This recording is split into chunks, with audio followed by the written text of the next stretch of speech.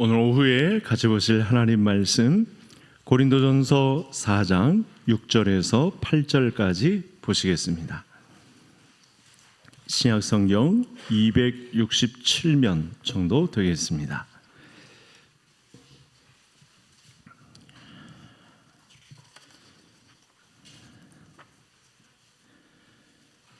고린도전서 4장 6절부터 8절 한 절씩 읽고 8절 합독하시겠습니다. 형제들아, 내가 너희를 위하여 이 일에 나와 아볼로를 들어서 본을 보였으니 이는 너희로 하여금 기록된 말씀 밖으로 넘어가지 말라 한 것을 우리에게서 배워 서로 대적하여 교만한 마음을 가지지 말게 하려 함이라.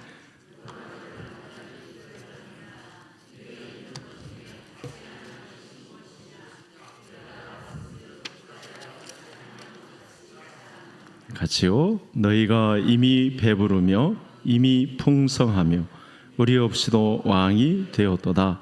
우리가 너희와 함께 왕노릇하기 위하여 참으로 너희가 왕이 되기를 원하노라. 아멘. 오후에도 하나님 말씀으로 인해서 한 자가 더 성숙되는 주일 오후가 되시기를 간절히 소원합니다. 그림을 하나 보시겠습니다. 이 그림은 제가 지금까지 목회해 오는 동안 개성교회에서 한 분이 요청을 하셨어요. 목사님, 우리 교계 타임라인을 한번 어떤 기준으로 타임라인을 선정하고 있는지, 각 이 하나님의 왕국을 보는 시각에 따라서 타임라인이 다 바뀌는데, 이걸 요청해 오신 분이 있는데 굉장히 수준 높은 거죠. 굉장히 그 열망이 있으신 분이신데, 이 타임라인인데, 이 타임라인 안에 저와 성도님들을 보면 어떤 상태에 놓여 있는지를 알 수 있습니다. 지금 사실은 저와 성도님들의 위치가 만만치 않습니다. 왜냐하면 신분적으로 하나님 나라에 이미 간 자들로 간주하기 때문에 그렇습니다.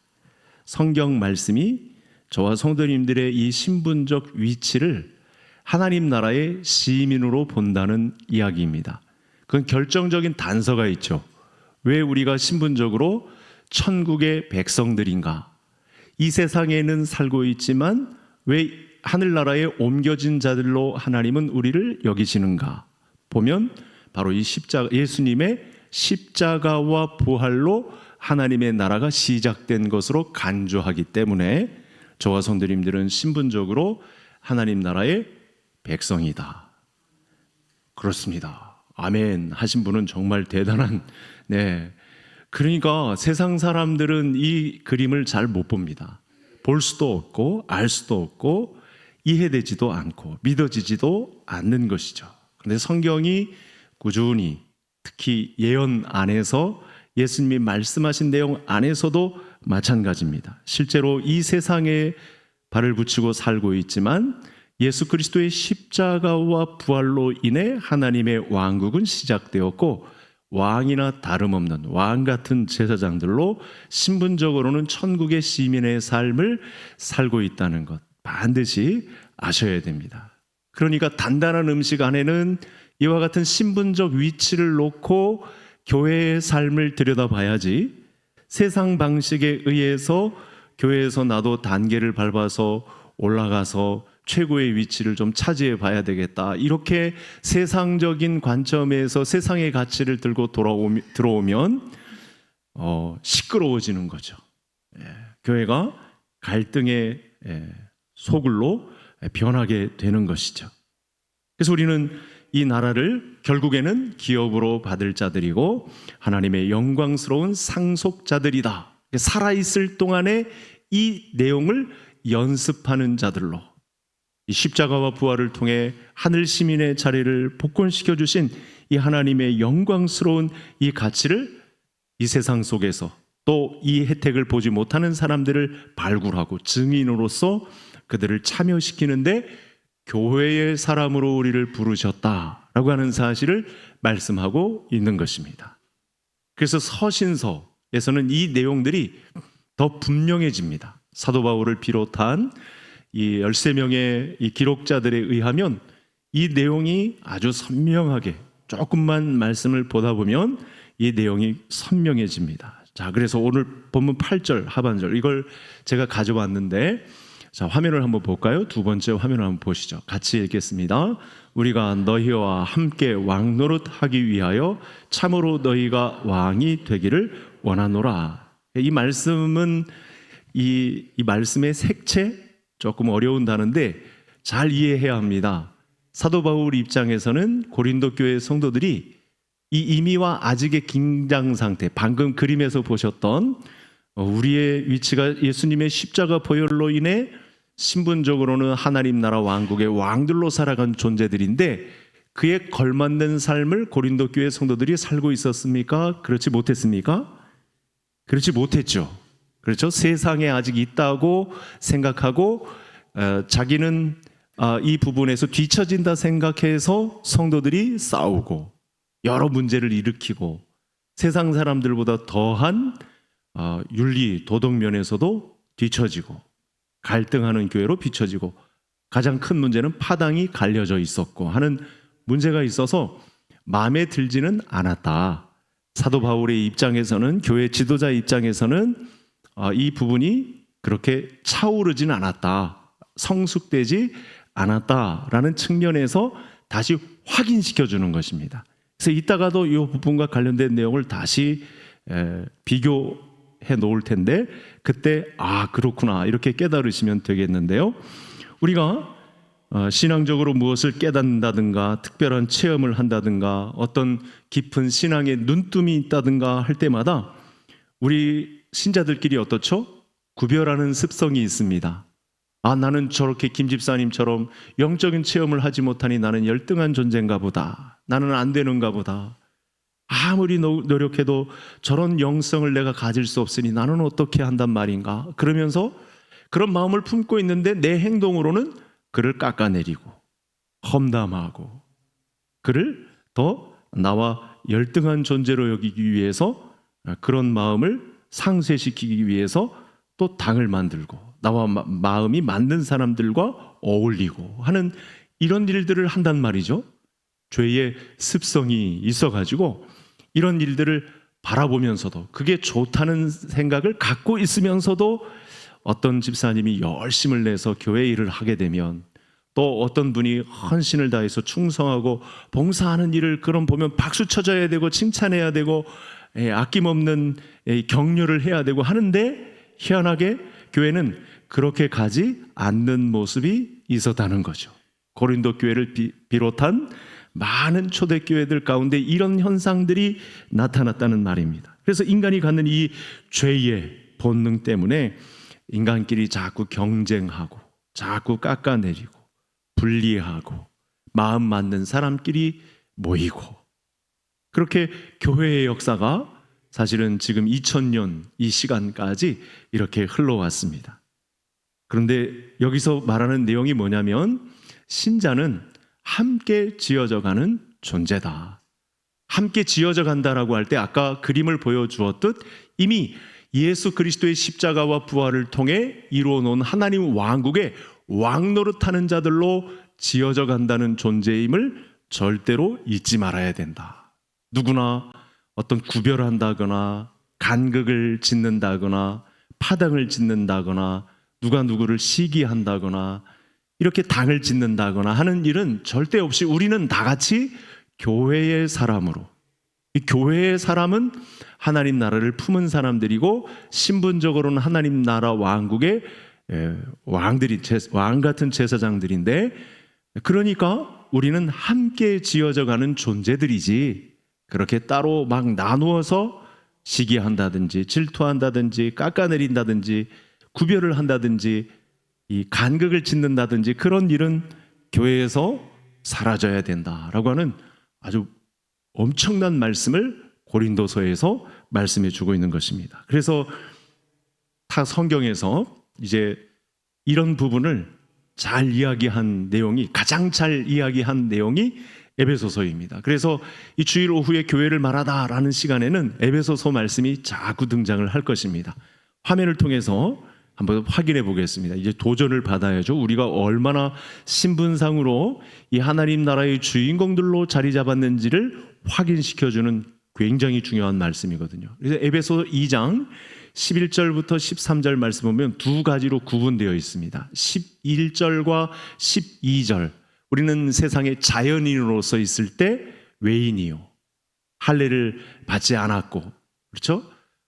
그리스도 밖에 있었고, 그래서 우리의 본성대로 행하고 혈기를 부리고, 그런 하나님 나라와는 전혀 상관없는 그런 또 열등감을 가지고 그렇게 이방인처럼 살던 사람들인데 우리가 어떻게 되었느냐. 13절 다 같이 읽겠습니다. 이제는 전에 멀리 있던 너희가 그리스도 예수 안에서 그리스도의 피로 가까워졌느니라. 이런 측면에서 고린도전서 1장에 시작할 때 고린도 교회 사람들을 성도라고 부릅니다. 문제투성이, 서로가 막 갈등 구조에 있고 시기하고 죄의 본성을 가지고 막 어느 김 집사님, 어느 이 집사님 막 서로 헐뜯고 파당짓고 이런 과정 속에서도 사도 바울은 이들을 위해서 십자가에 못 박히신 예수 그리스도 때문에 함께 지어져가는 존재라고 인정을 하고 누구라고 부른다고요? 성도라고 부르고 있습니다. 문제투성이임에도 불구하고 혈기를 부리고 아직도 교만하고 겸손하지도 못하고 문제가 많음에도 불구하고 고린도 교회 성도들을 미래 하나님의 교회 신자로 보고 성도라고 부릅니다. 성도들에게 편지합니다. 이렇게 시작하는 거죠. 이 말씀은 다시 보면 유대인이나 이방인이나 구별이 없다. 그리스도의 십자가 안에서는 누구와 같다? 함께 지어져가는 존재다. 따라 하시겠습니다. 함께 지어져가는 존재. 그러니까 교회 안에서 만날 때는 우리가 세상의 관점으로 보는 것이 아니고 우리가 서로를 볼 때는 신목사님이 지어져 가고 있는 존재구나. 목사라고 할지라도 목사의 직함이 예수님처럼 다 모든 것을 다 섭렵한 사람, 그래서 막 우러러 볼 사람, 목사님 그림자는 안 받고 목사님은 똥도 안 싸는 사람으로 이렇게 보는 건 절대 안 됩니다. 이 권사님이, 김 권사님이, 김 집사님이 지금 지어져가는 존재로 있구나. 이렇게 예수 그리스도의 십자가와 부활로 이루어 놓으신 하나님 왕국 안에 이미와 아직 이 긴장 상태에서 지어져가는 존재, 지어져가는 교회의 한 사람으로 서가고 계시구나. 이렇게 응원과 격려를 보내줄 수 있는 성도님들이 되셔야 하겠습니다. 이것이 교회를 말하다. 이제 6번째 아주 핵심에 들어와 있는 말씀이 되겠습니다. 십자가의 원수로 행하던 자들까지도 성도들로 부르셔서 하나님과 화목하게 하시려는 이 그림, 이미와 아직의 이 타임라인 안에 저와 성도님들이 들어와 있다는 사실을 지금 사도 바울이 고린도 교회 성도들에게 가르쳐주고 있습니다. 그래서 그 예수님이 교회로 모이게 한 공동체 결실로 우리가 지금 오후에도 이렇게 하나님의 말씀을 받으면서 교회의 한 사람으로 서가는 과정 중에 있습니다. 그런데 우리는 그래서 예수님을 믿어도 똑같지는 않습니다.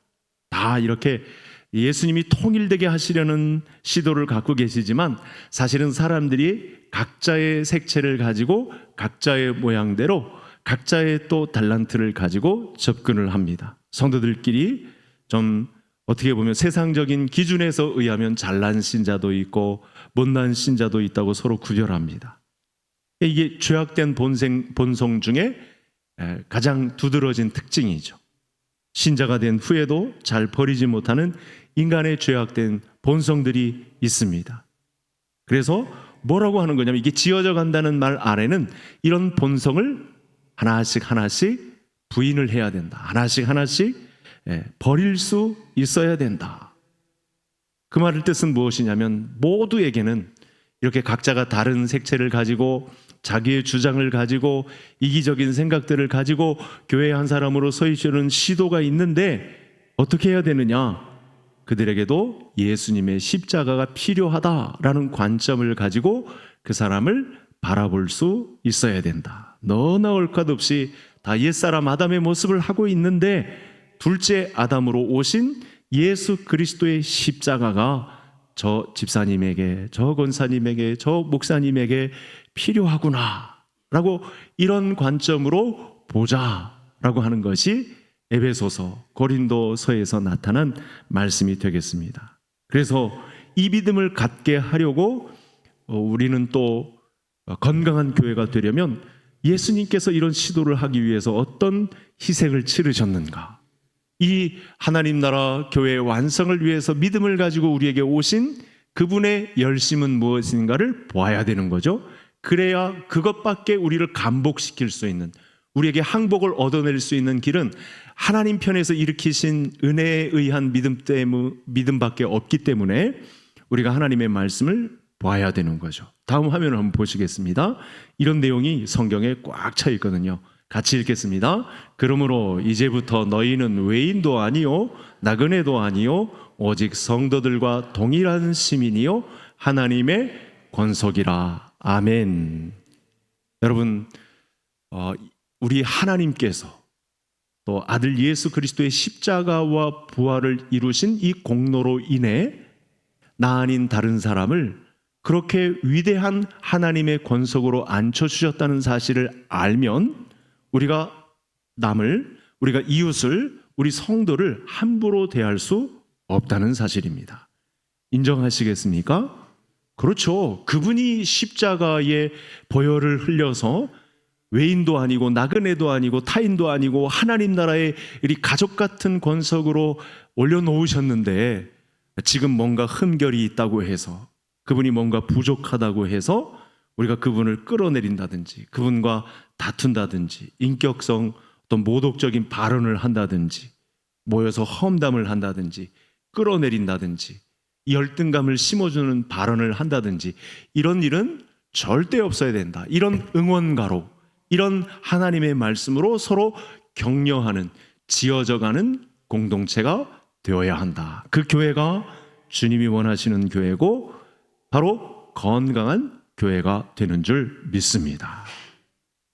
자, 그래서 십자가로 인해 교회 안에서는 유대인과 이방인, 외인이나 내인, 또 이스라엘 사람이나 이방 나라 사람이나 나그네나 타양 사람이나 고향 사람이나 다 구분 없이 그리스도의 십자가 보혈로 인해 하나님 나라의 권속이 되었다는 사실, 경계가 허물어졌다. 그래서 예수님을 믿는 조건 하나로 우리가 다 모두가 동일한 하나님의 권세, 하나님의 권속, 하나님의 가족이 되었다. 하나님 나라 왕국의 백성이 되었다라고 합니다.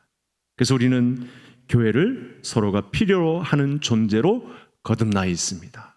우리의 온통 관심사는 하나님 나라 권속의 행복을 말하는 것으로 우리의 모든 관심사가 다 결정 지어져야 합니다.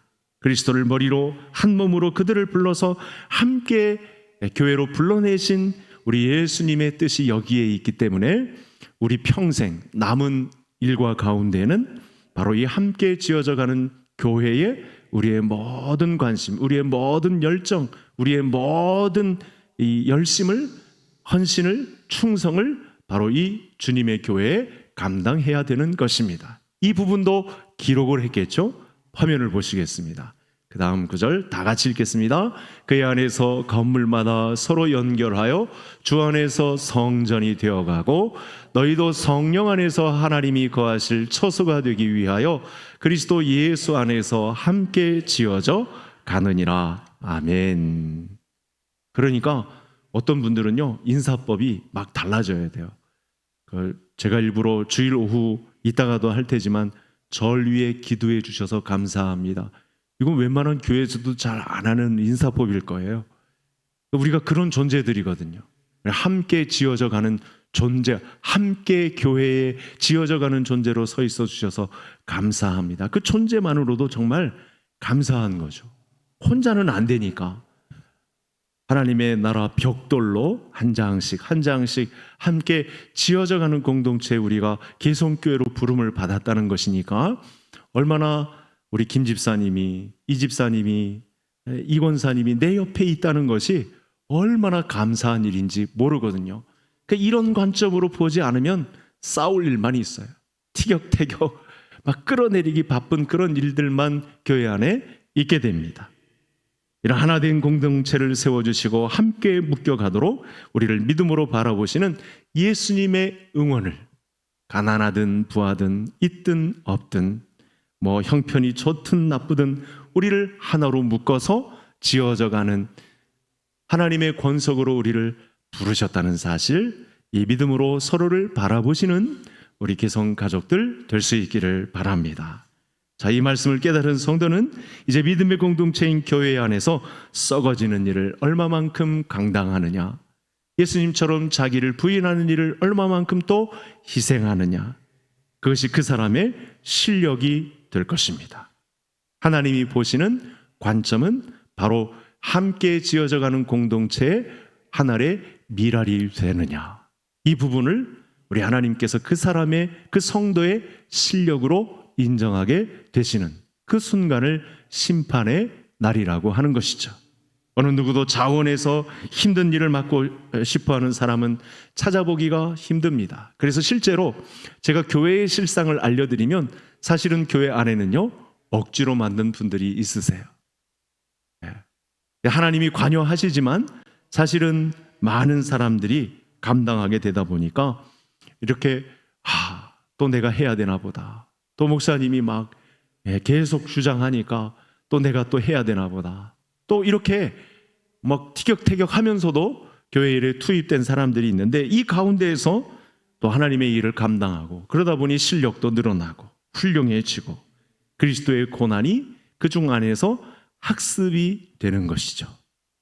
여러분, 사람이 교회를 이렇게 이끌어가는 것 같지만 사실은 이 모든 과정 중에 함께 지어져 가는 일에 우리 그리스도께서, 성삼위 하나님께서 우리를 주목하여 보시고 이렇게 함께 지어져 가는 공동체를 응원하고 계시다는 메시지를 우리가 말씀 속에서 들여다 보아야 합니다. 교회 안에서 일을 하다 보니까 속 썩이는 사람들 때문에 하나님 아버지의 마음도 알게 되고 목자의 마음도 알게 되고 그러면서 그 사람도 어느 순간 훌륭해지는 거죠.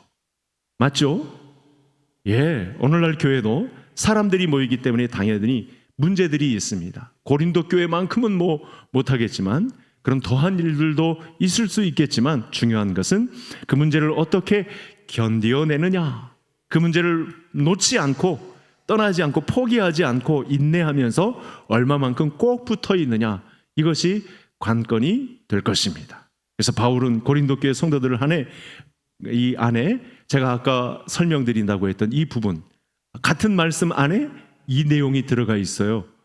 꼬집는 거죠. 한번 보겠습니다. 아까 8절의 상반절 말씀이거든요. 아까 우리가 본 거는 왕노릇 한다는 건 함께 왕노릇 할 것이라는 것은 하반절이고 이건 상반절 말씀입니다. 같이 한번 읽겠습니다. 세 번역으로. 여러분은 벌써 배가 불렀습니다. 벌써 부자가 되었습니다. 우리를 제쳐놓고 왕이나 된 듯이 행사하였습니다. 좀 하기 힘든 말인데 자기들끼리 꼴불견이네. 사도 바울이 막 그러는 거예요. 주인이 없으니까 자기들이 막 주인 행세하고 왕 노릇하고 자기들끼리 막 교회를 막 한 거예요. 막 이 세상적인 방식으로 막 경중을 따진 것입니다. 그걸 꼬집고 있는 말씀입니다. 근데 실제로는 저는 여러분들이 기도하기는, 여러분들이 실제로 하나님 나라의 왕국의 권세자들인데, 주인공들인데 이걸 알았으면 좋겠습니다.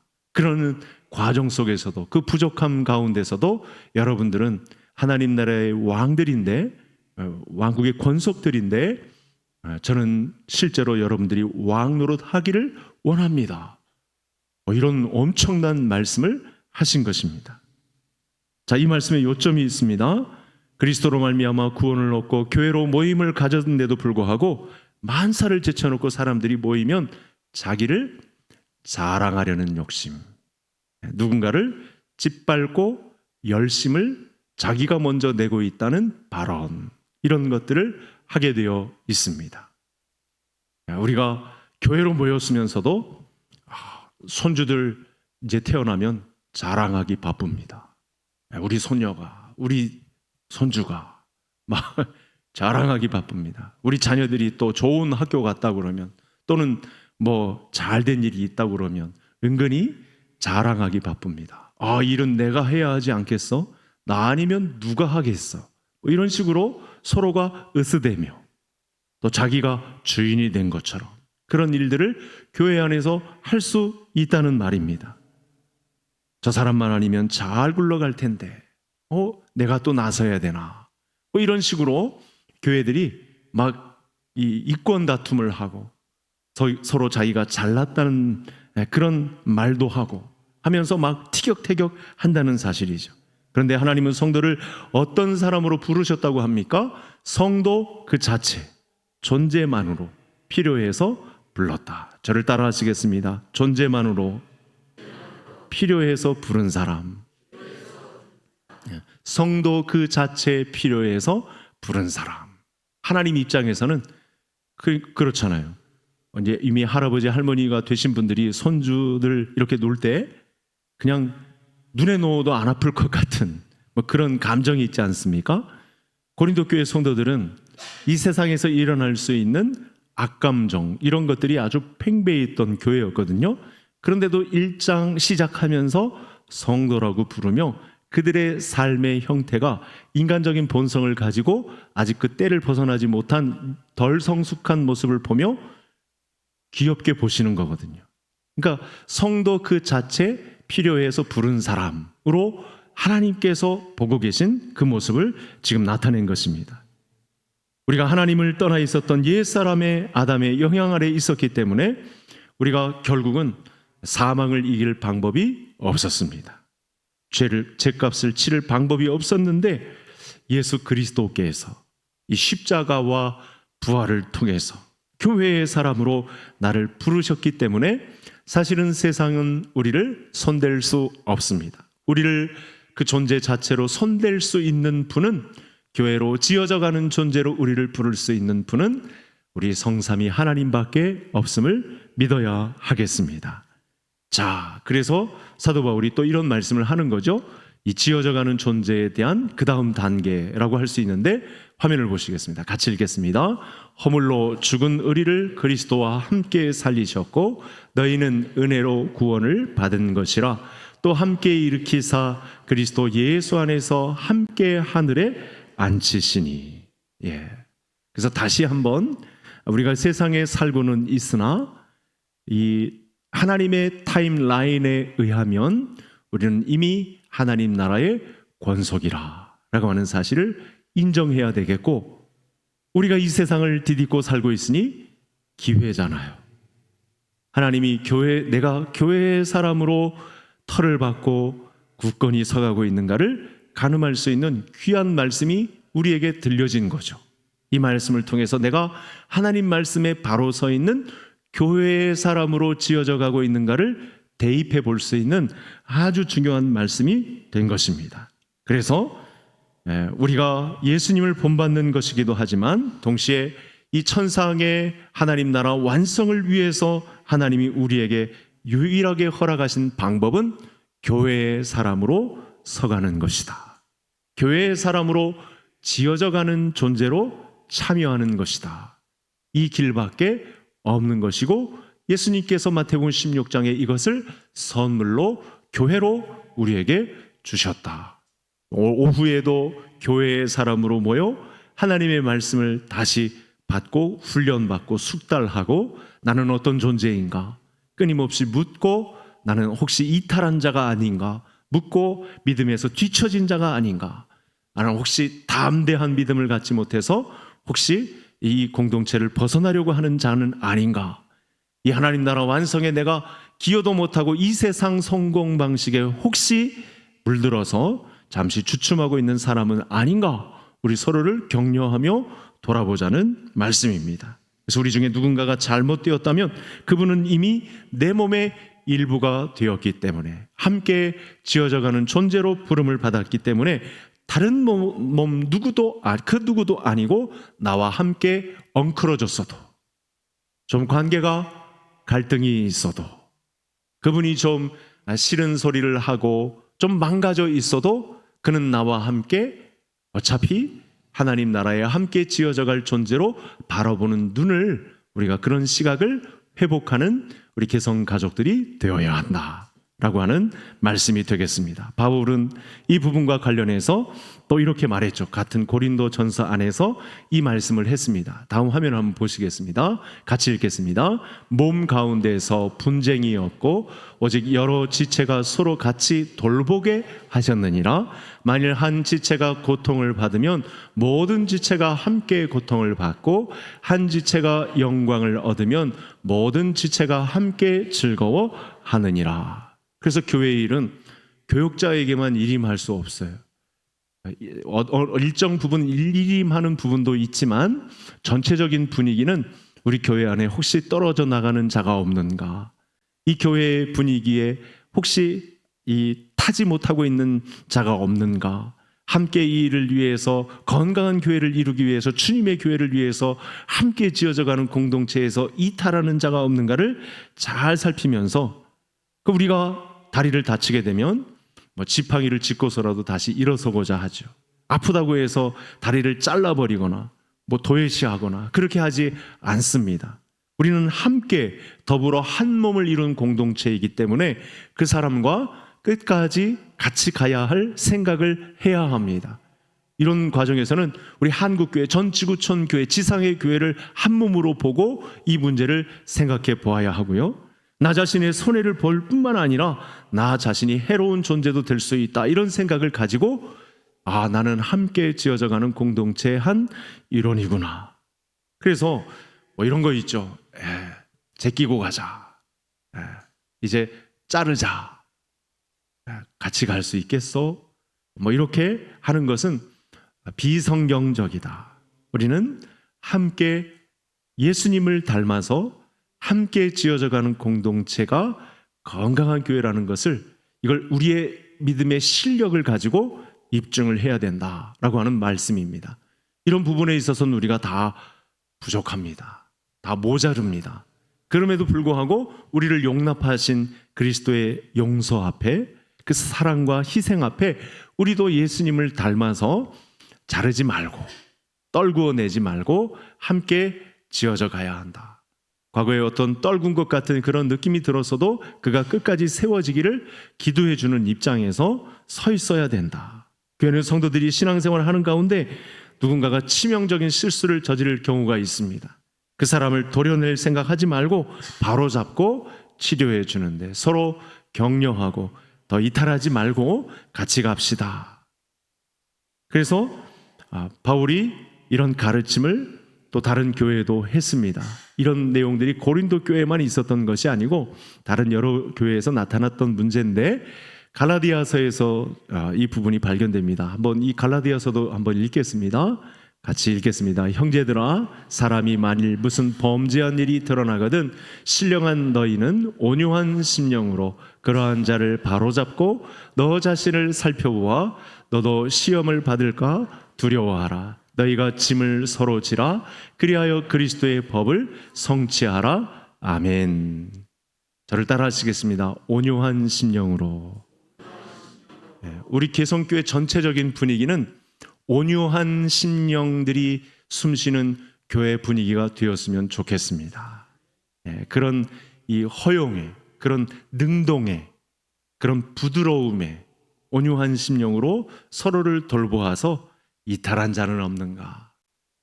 믿음이 연약한 자는 없는가? 누구에게만 의탁하지 말고 서로가 함께 이런 부분에 우리의 모든 역량을 다 결집시켜야 한다라고 하는 말씀이 되겠습니다. 우린 예수님 안에서 성령으로 하나로 부름을 받은 교회의 사람들입니다. 그래서 함께 신앙생활을 하고 함께 지어져 가기 위해서 우리가 항상 물어야 할 것이 있습니다. 참음과 용납의 사람입니까? 용서와 인내와 기도가 얼마나 당신에게서 진행되고 있습니까? 그래서 이런 질문들이 우리가 함께 있어야 합니다. 그래야 이 성경 말씀을 우리가 외면하지 않고 온유한 사람으로 함께 지어져가는 공동체 한 일원이 될 수 있을 것입니다. 부족할 것 없는 하나님의 아들로서 그분이 예수님이신데 예수님이 이 땅에 오신 이유가 예수님으로 인해 세워진 교회가 기쁨과 행복 또 생명과 영혼을 맛보기 위해서 그 하나님 나라에서 누릴 수 있는 그 엄청난 비밀의 보고를 열어주시기 위해서 이렇게 오셨는데 관건은 그 지어져가는 공동체의 형제된 동등한 대등한 위치를 우리에게도 형제로 나누어 주셨다고 하는 사실입니다. 그 말씀 앞에 우리는 항복해야 하고 우리 개성교회는 이 진리를 지킬 줄 아는 교회가 되어야 하고 예수님께서 우리를 등이 하나님께 영광 돌릴 존재로 우리를 부르셨다는 사실을 우리 서로가 우리 서로끼리 인정을 하고 그 일을 향해서 한 가지로 달려가는 믿음의 공동체가 되어야 한다. 오늘 고린도전서를 통해서